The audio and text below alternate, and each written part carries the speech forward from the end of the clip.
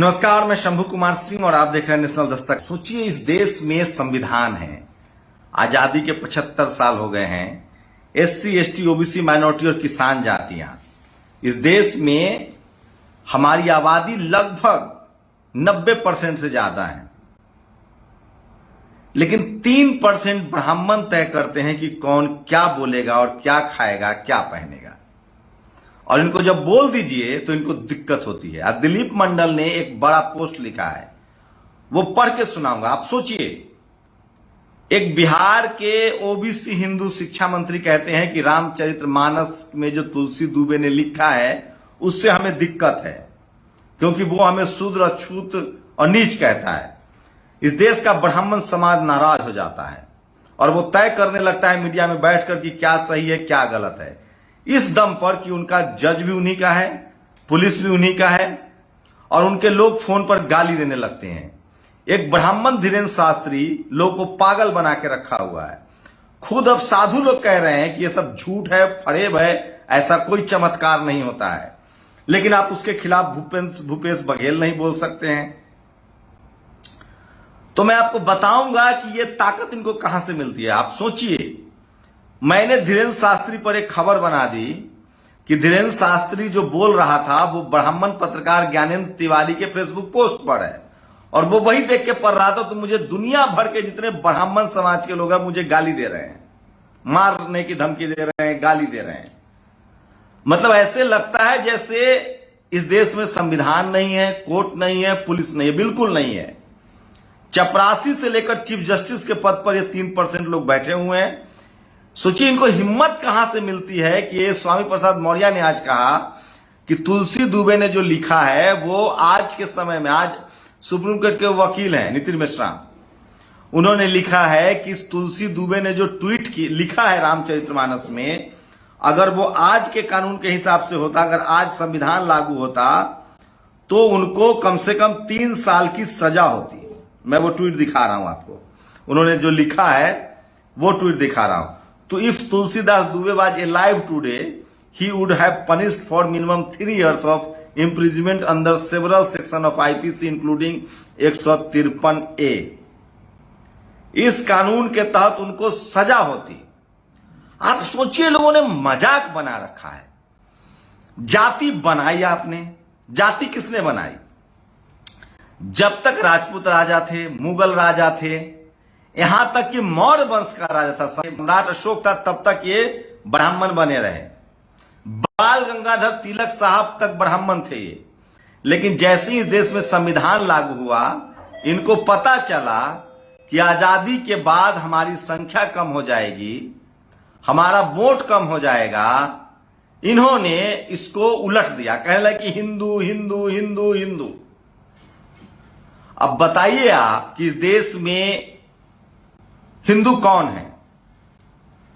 क्या Jat, Gurjar, Patel, Maratha, Kurmi, Koeri, Yadav, SC, ST, OBC Hindu नहीं है? उसके आरक्षण का विरोध कौन करता है? ये मैं रोज कहता हूं आप लोगों से। ये हिंदू तब बोलना इन्होंने शुरू किया जब इनको पता चला कि इनके पास वोट नहीं है। ये ब्राह्मण बनकर तब तक रहे जब इस देश में राजतंत्र था। राजपूत राजाओं के यहां मैं ब्राह्मण हूं, मैं आपका गुरु हूं। मुस्लिम राजाओं के यहां तानसेन, बीरबल, टोडरमल जैसे लोग रहे। आप सोचिए, आप कल्पना कीजिए कि इन जाति बनाई इन्होंने, जाति के मजे ये आज तक ले रहे हैं। धार्मिक सारी संपत्तियों पर इनका अधिकार है और इस देश इनको बोल दीजिए ब्राह्मण तो इनको दुख होता है। बाकी लोगों को जाति से बुलाते हैं। इस देश की मीडिया जो है, बाकी लोग जो है वो जाति से बुलाते हैं, जाति के आधार पर काम करते हैं। और अगर कोई एससी, एसटी, ओबीसी, माइनॉरिटी के लोग अपने हक अधिकार की बात कर दे तो इनको तकलीफ हो जाती है। आप कल्पना कर सकते हैं कि ये लोग कितने घोर, मैं फिर कह रहा हूं, ये ताकत इनको मिलती है क्योंकि इनको पता है। अभी मेरे एक दोस्त है नीदरलैंड में, उनसे बात हो रही थी, उन्होंने कहा कि इस देश की जनता जो 97% लोग हैं वो बराबरी नहीं चाहते हैं, उनको धर्म के नाम पर फंसाया गया है, उनको धर्म के नाम पर फंसाया गया है और वो तब तक इसी तरह से लड़ते रहेंगे वो तब तक इसी तरह से आपका शोषण करते रहेंगे। ये हिंदू तब बने हैं जब इनको पता चला कि अब डेमोक्रेसी आ गई है, वोट का अधिकार आ गया है, अब काम नहीं चलेगा ब्राह्मण बन के, तब इन्होंने हिंदू कहना शुरू कर दिया। अगर इस देश के किसान जाट गुर्जर पटेल मराठा हिंदू हैं, कायस्थ हिंदू है, बनिया हिंदू है, राजपूत हिंदू है, क्या वो पुजारी है? क्या वो बड़े बड़े मंदिरों में ट्रस्टी है? क्या वो जज है, कैबिनेट सेक्रेटरी है? और छोड़िए जो सवर्ण समाज में जो राजपूत क्षत्रिय और कायस्थ हैं, उनको थोड़ा बहुत ये दे भी देते हैं ताकि इनकी तलवार चलती रहे, लेकिन ये Jat Patel Maratha SC ST OBC को कुछ भी देने के लिए तैयार नहीं, बिना बात नहीं कर सकते हैं।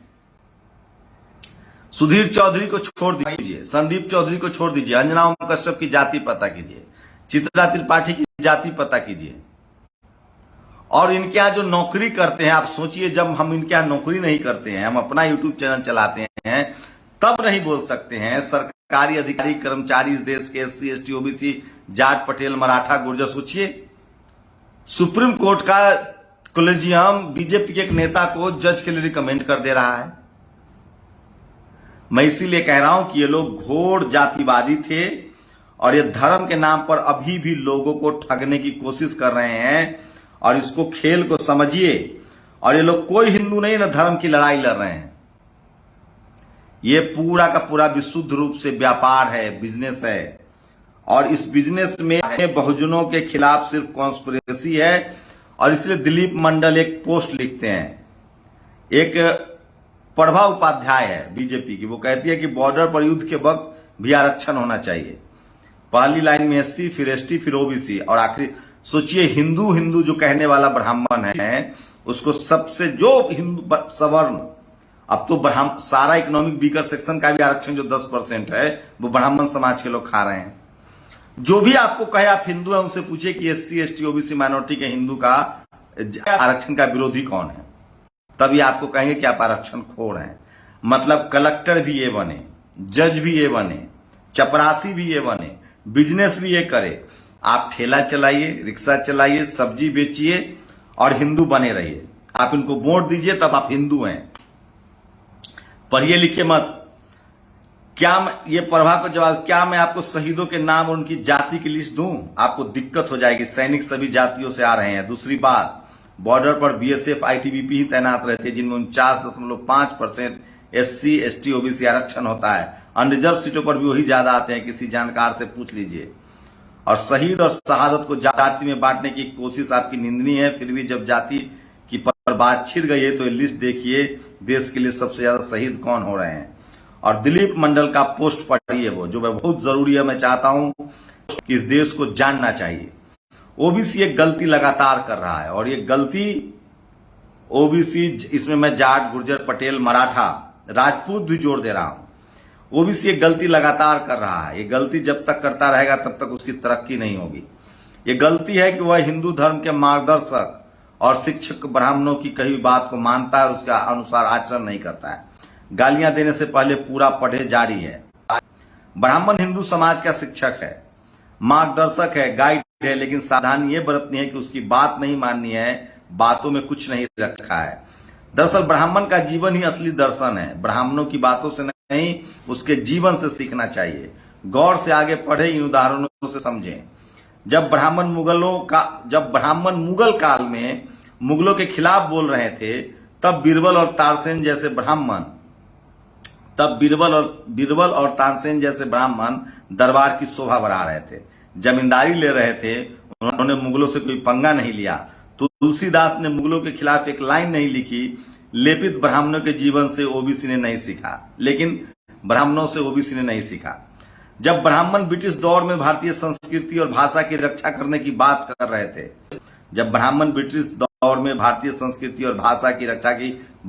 थे, तब ब्राह्मण इलीट अपने बच्चे को ईसाई मिशनरी स्कूलों में इंग्लिश पढ़ा रहे थे।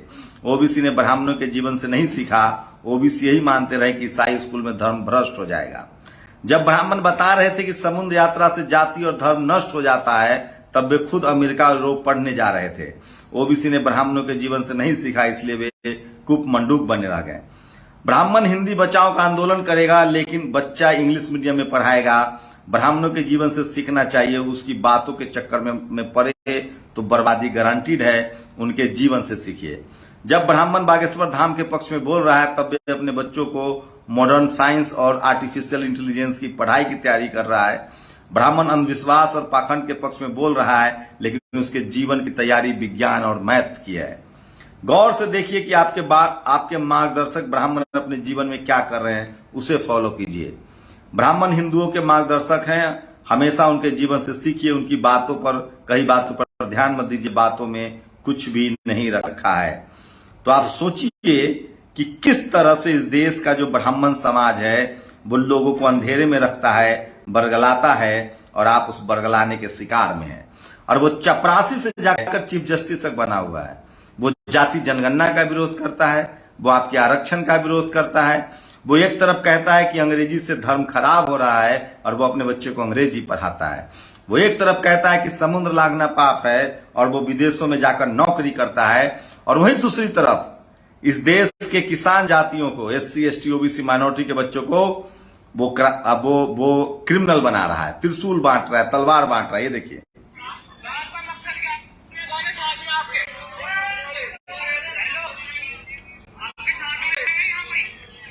कोरिया की 2 बच्ची आती है, 2-3 बच्चियां आती हैं, वो स्कूल कॉलेज घूमने मेरठ में, और उनको किस तरह से हुटिंग की जा रही है, ये समझने की बात है। मैं इसलिए कह रहा हूं कि इस बात को आप समझिए, और इस देश में आपको समझना पड़ेगा कि उनके हिसाब से आप न चलें।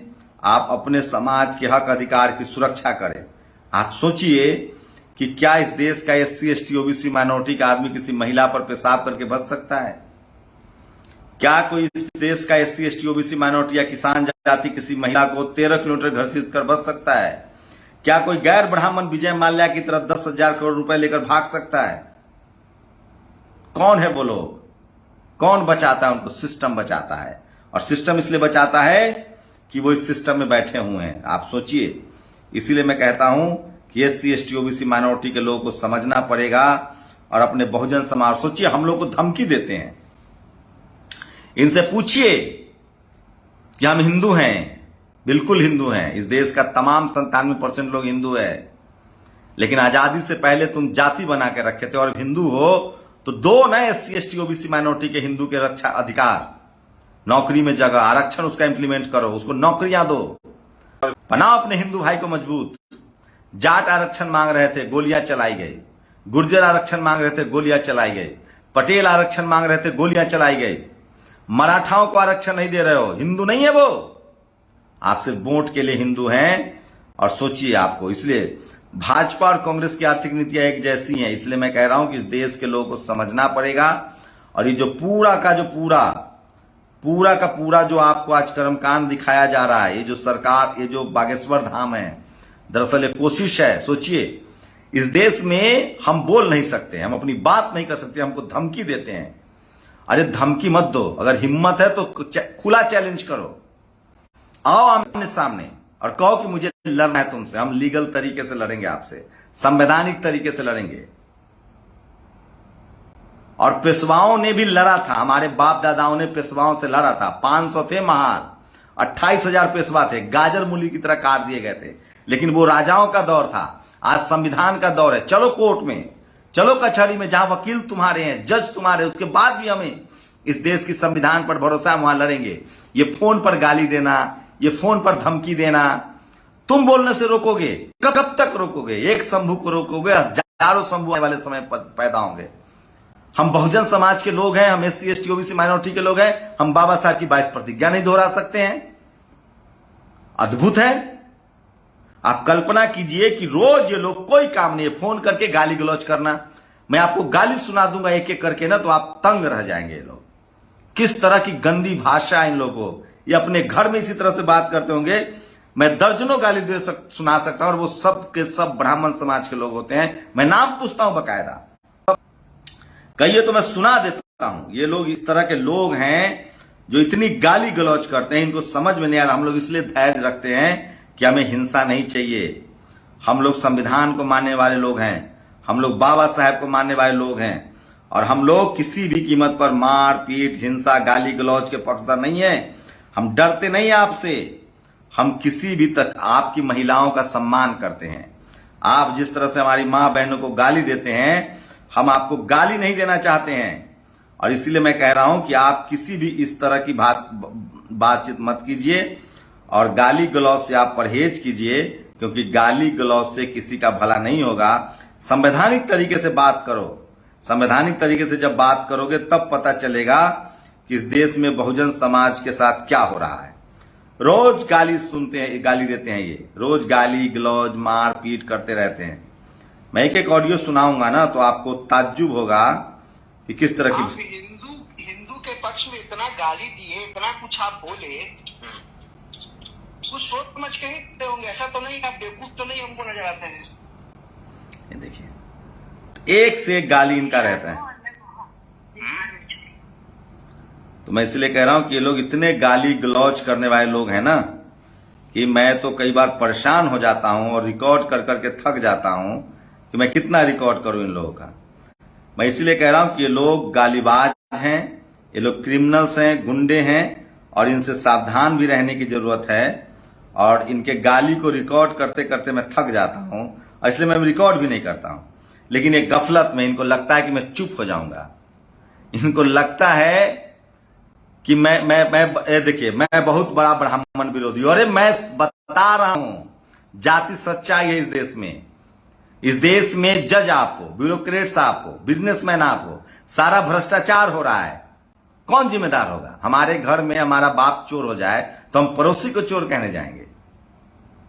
तो सोचिए, बहुत बड़ा ब्राह्मण विरोधी है। बिल्कुल नहीं।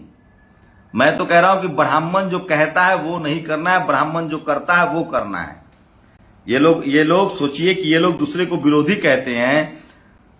जाति तुमने बनाई, जाति के मजे तुमने लिए, आज भी लोगों को धर्म के आधार पर तुम ऊंच नीच कह रहे हो। ये लोग किसी के सगे नहीं हैं। राजपूत राजाओं से किन लोगों ने कॉन्स्पिरेसी की? शिवाजी महाराज से किन लोगों ने? इनका इतिहास कॉन्स्पिरेसी का है। नाम तो देखिए। आज ये मुगलों के दौर में दरबारी कर रहे थे, गाना लिख रहे थे, और आज जुम्मन मियां से बदला ले रहे। ये हिंदू मुस्लिम एक बहाना है। इस देश के तमाम SC ST OBC माइनॉरिटी के लोगों का हक खाते हैं। ये देखिए, ये क्या कह रहा है बाबा, क्या कह रहा है, सुनिए। इस बावला का भी ना लगे, बाबा के दर्शन कर ले जा रहे, हमारा काम हो जाएगा। Yes sir. अगर उन कामों को छोड़ दो, इस बावला का भी ना लगे, बाबा के दर्शन कर ले जा रहे, हमारा काम हो जाएगा। अगर उन कामों को होने के लिए बाबागिरी होती तो हम ही वो काम करते। हम तुम्हें काय को देते? ये लोग नहीं भाग्य रेखा के लिए बैठे कि वाह भाग्य बता, पहले उसी से पूछो तुम्हारा भाग्य क्या? तुमने देखा है भला भाग्य? चौराहे पे बैठे वैसे कागज लगाएगा तुम्हारा भाग्य होता, और भाग्य रेखा की जानकारी होती है, भाग्य सुधारने वाले होते तो तुम खुद अरबपति होते, काय बैठे हो? 1-1 रुपया, 5-5 रुपया, 10 रुपया। संत समागम भगवत। सोचिए, एक संत कह रहा है कि जो भाग देख रहा है आपका, वो अगर भाग देखने वाला तो वो अपना भाग देख लेता। अंधविश्वास ये फैलाते हैं, सारा कर्मकांड ये फैलाते हैं, लोगों का धर्म के नाम पर शोषण करते हैं, जातियां इन्होंने बनाई, और जब आप इनको बोलिए तो इनको दुख होता है। स्कूल कॉलेज ये बंद कर रहे हैं, प्राइवेटाइजेशन लाने वाले हैं। सरकार किसी की रहे, स्लीपर सेल की तरह ये लोग काम करते हैं। किसी पार्टी में रहे, स्लीपर सेल की तरह काम कर। मैं कह रहा हूं, ब्राह्मण समाज से हमको एक चीज सीखने की जरूरत है। जो ये कहते हैं वो मत कीजिए, ये जो करते हैं वो कीजिए।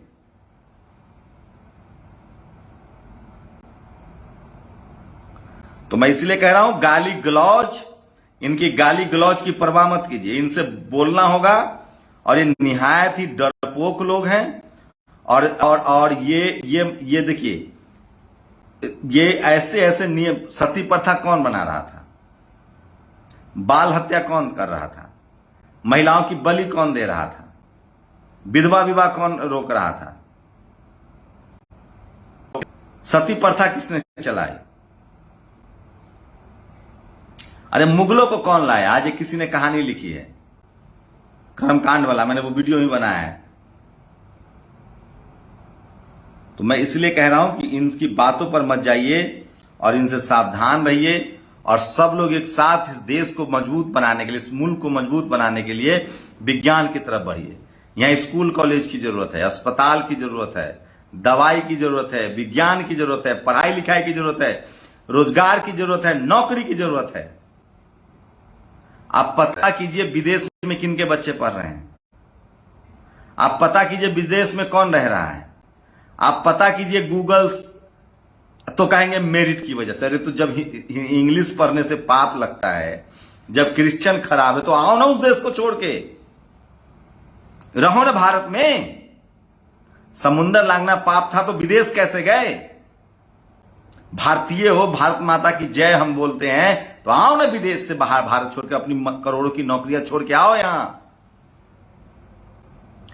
इनको आपकी नौकरी से प्रॉब्लम है। आप सिर्फ हिंदू हैं वोट देने के लिए। जब आप अपने हक अधिकार की बात करेंगे तो आपके साथ गाली गलौज करेंगे, मारपीट करेंगे। आप बस चुप रहिए, आप बस बानर सेना बने रहिए इनका, तो ये आपसे खुश हैं। आपके बच्चे को धर्म के नाम पर तलवार पकड़ाया जा रहा है, मुसलमानों के नाम पर तलवार पकड़ाया जा रहा है। असम का एक ब्राह्मण मुख्यमंत्री है, वो कहते, किसी पत्रकार ने पूछा कि शाहरुख खान तो कौन है शाहरुख खान? अगले दिन ट्वीट कर रहा है कि 2 बजे रात में शाहरुख खान का फोन आया था, हमने उनको आश्वासन दिया है कि आपकी फिल्मों की दिक्कत नहीं होगी, क्योंकि साहब का आदेश है। इस देश के पहले गैर ब्राह्मण प्रधानमंत्री नरेंद्र मोदी हैं, जो कंट्रोल कर रहे हैं। अगर वो मनुवाद, जातिवाद, ब्राह्मणवाद से निकल जाएं, अगर वो निजीकरण छोड़ दें, प्राइवेटाइजेशन छोड़ दें, आरक्षण को इंप्लीमेंट कर दें, नरेंद्र मोदी कितना दिन भी राजनीति करें, लेकिन उनको संघ के प्रभाव से निकलना पड़ेगा। मनुवाद, जातिवाद, ब्राह्मणवाद के प्रभाव से निकलना पड़ेगा। कोलोजियम सिस्टम हटाए, SC ST OBC माइनॉरिटी का रिप्रेजेंटेशन दे, जो कि ये नहीं करने वाले हैं। संघ करने ही नहीं देगा, RSS करने ही नहीं देगा।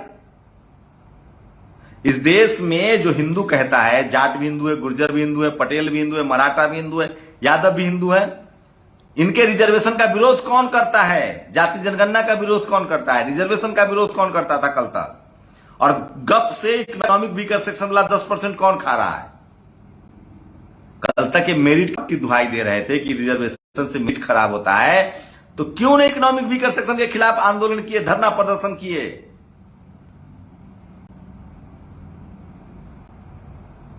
इसलिए मैं कह रहा हूं, इस देश के बहुजनों को समझना होगा, और हमें फोन करके गाली देने वालों, कान खोलकर सुन लो। डरना तो दूर की बात है, तुम जितना मुझे छेड़ोगे, प्रोवोक करोगे, उतना बोलूंगा मैं। संवैधानिक अधिकार है मेरा, और ब्राह्मण समाज का मैं नाम लूंगा, क्योंकि आप ही चीफ जस्टिस बने हुए हो, आप ही कैबिनेट सेक्रेटरी हो, और आप ही आरक्षण के विरोध में हो। आप ही इस देश में हिंदू धर्म के मंदिरों पर आप ही का कब्जा है। मैं हिंदू हूं, मैं अपने अधिकार के लिए बोलूंगा। ये मत इनसे सवाल पूछिए तो ईसाइयों से पूछो, मुसलमानों से पूछो। और मैं मुस्लिम हूं जो मैं मुसलमानों से सवाल पूछूं? मैं ईसाई हूं जो ईसाई से सवाल पूछूं? मैं हिंदू हूं तो किससे सवाल पूछूंगा? तुम क्या चाहते हो कि मैं हिंदू हूं तो मैं गोबर खाऊं, गरीब रहूं, सब्जी बेचूं, ठेला चलाऊं, रिक्शा चलाऊं? तो मैं बहुत अच्छा, मैं पढ़ना लिखना चाहता हूं, डॉक्टर इंजीनियर बनना चाहता हूं, वैज्ञानिक बनना चाहता हूं, IAS IPS बनना चाहता हूं, CM PM बनना चाहता हूं, तो मैं बुरा हो गया? कभी पूछिएगा इनसे कि अंग्रेजों के गुलाम तुम भी थे, मुगलों के गुलाम तुम भी थे, तुम्हारे पास पढ़ाई लिखाई सारी संपत्ति कैसे आ गई और हमारे हिस्से में गरीबी कैसे आ गई? मुगलों के यहां बीरबल कौन था, तानसेन कौन था? तुलसी दुबे ने एक भी लाइन मुगलों के खिलाफ क्यों नहीं लिखी?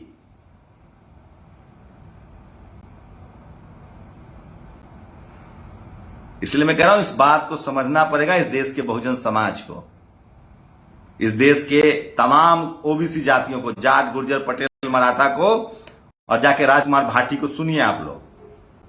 और अब चुप नहीं रहने वाले हैं, ये जितना बोलेंगे, जितना दबाने की कोशिश करेंगे। संविधान है, बहुत समाज आगे बढ़ गया। बाबा साहब अकेले थे, कबीर अकेले थे, रविदास अकेले थे, फूले साहब अकेले थे। अब करोड़ों बहुजन लोग लिख रहा है, स्वामी प्रसाद मौर्य ने बोला है, चंद्रशेखर राय ने बोला है, कल बोलेंगे धीरे धीरे सब। ये धीरेन्द्र शास्त्री नॉन मैट्रिक 10वां पास, ये सनातन की बात करता है, हिंदू राष्ट्र की बात करता है, ये सिर्फ ब्राह्मण धर्म को फैला रहा है, ब्राह्मणों के स्वार्थ को साध रहा है। ये आपके बच्चे के पढ़ाई लिखाई का दुश्मन है, स्कूल कॉलेज का दुश्मन है। ये पता कीजिए कि उसने कितने स्कूल खोले हैं, कितने कॉलेज खोले और उनमें किस बच्चों को नौकरी दी जा रही है। अरे जो सरकारी कंपनियां बिकवा रहा है, जो आपकी नौकरी के खिलाफ है, सरकारी नौकरी के खिलाफ है, जो आपकी नौकरी के खिलाफ है, आपके रोजी रोटी के खिलाफ है, वो आपको भाई कह रहा है, हिंदू कह रहा है। वो सोचिएगा जरूर कि अगर हिंदू हैं हम लोग, तो हमारे हिंदू का हम कलेक्टर बन जाए तो दिक्कत, हम आईएएस बन जाए तो दिक्कत। लालू यादव हिंदू नहीं है क्योंकि वो सीएम बन गए। मायावती जी हिंदू नहीं है, उनको गाली देंगे क्योंकि वो सीएम बन गए। हेमंत सोरेन को गाली देंगे क्योंकि वो आदिवासी है, मुख्यमंत्री बन गए। मतलब इनका पैर धोइए, इनकी सेवा कीजिए, जवान न खोलिए तो आप बहुत अच्छे हैं। और जब अपने हक अधिकार की बात कीजिए तो इनको दिक्कत होने लगती है। और गाली तो ऐसे बोलता है ये लोग, मतलब लगता है कि पूरी ट्रेनिंग मतलब ये अपने घर में भी गाली बोलते होंगे। 97% इस देश के नागरिकों को बेवकूफ बना के रखा जा रहा है।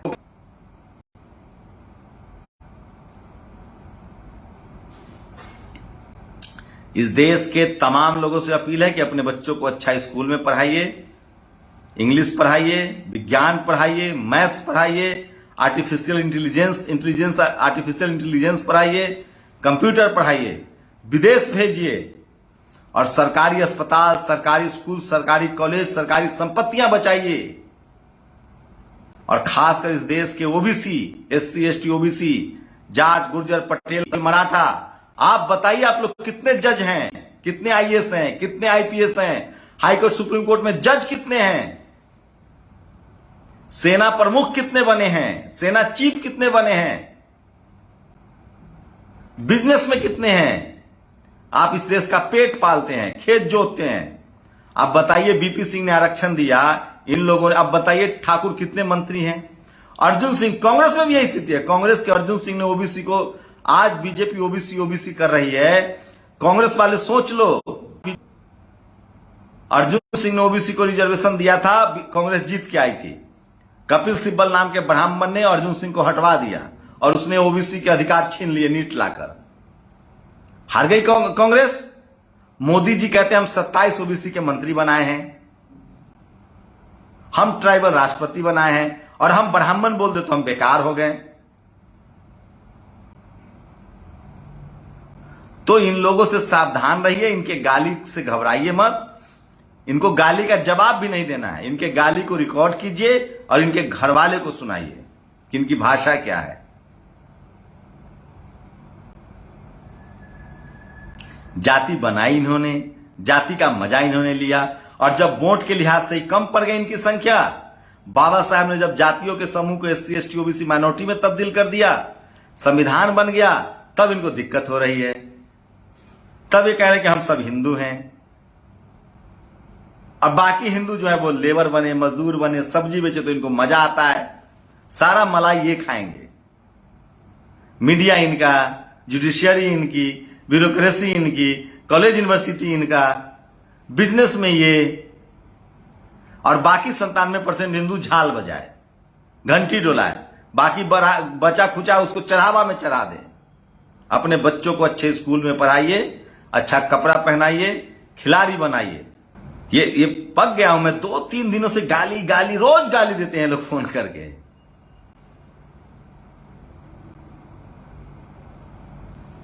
चलिए मैं फिर कह रहा हूं, इस देश को मजबूत बनाना है तो इस देश के हर नागरिक के साथ जाति और धर्म से ऊपर उठकर भारतीय की तरह व्यवहार करना पड़ेगा। हम सबको भारतीय बनना पड़ेगा और सबको बराबर की हिस्सेदारी देनी होगी, सबको बराबर का मौका देना पड़ेगा। आप लोग अपनी प्रतिक्रिया। नेशनल दस्तक की आपसे गुजारिश है कि अगर इसको बचाना चाहते हैं तो नेशनल दस्तक को सब्सक्राइब करने के लिए रेड कलर के सब्सक्राइब बटन को दबाएं, फिर बेल आइकन की घंटी दबाएं। नेशनल दस्तक को बचाने के लिए बहुत जरूरी है कि हर खबर को शेयर करें, लाइक करें, कमेंट जरूर करें।